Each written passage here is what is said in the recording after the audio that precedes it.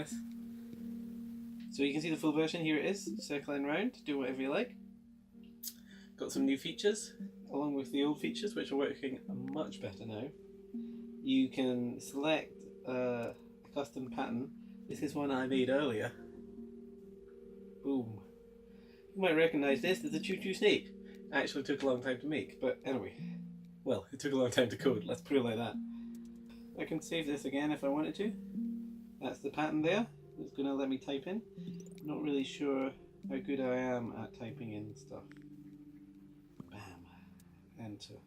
Done. Save.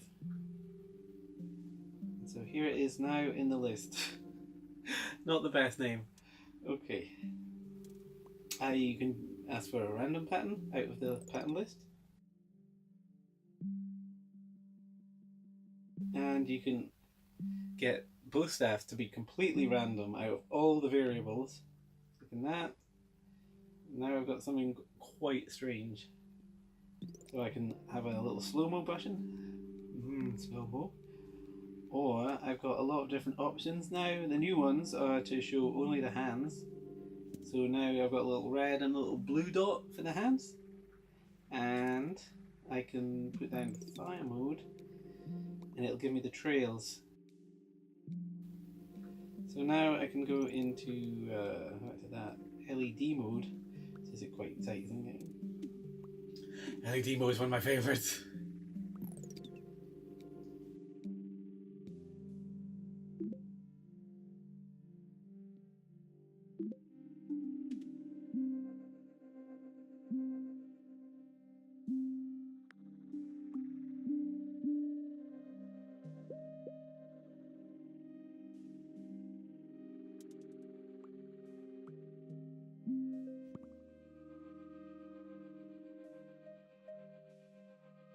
So again, I can choose a pattern here, but now I have a lot more options. You can't see them yet, but if I go down, I got the option to shut these down so I can minimize them.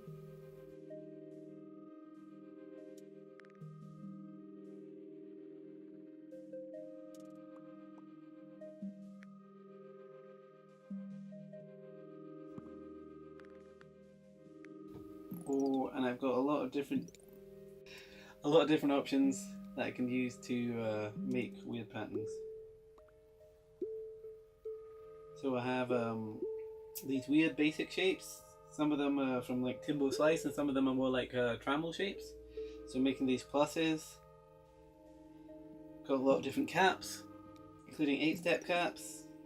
I got these path modifiers. That was a thing in the previous, but I've rearranged it now, so these ones are just simply squish X and squish Y. Got composite shapes. These are circles with lines across them generally, or things like figure of eights. There's a lot of different versions of this.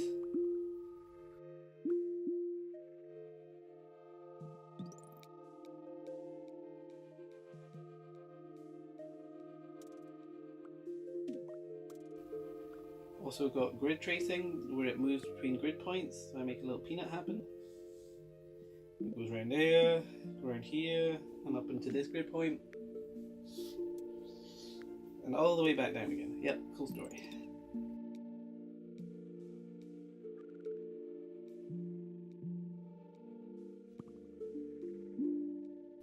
Got second order shapes.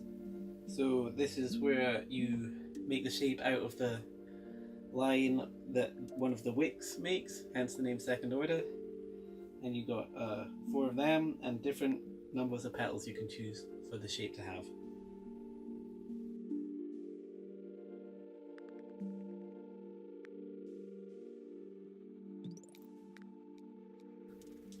And you can also have paused shapes. So I can see what happens here. Quarter. So here it goes around till it pauses on the next quarter point. I can also have it do speed changes and direction changes. So direction changes are changes to the direction of the pop, whereas caps are like changes to the direction of the hand path.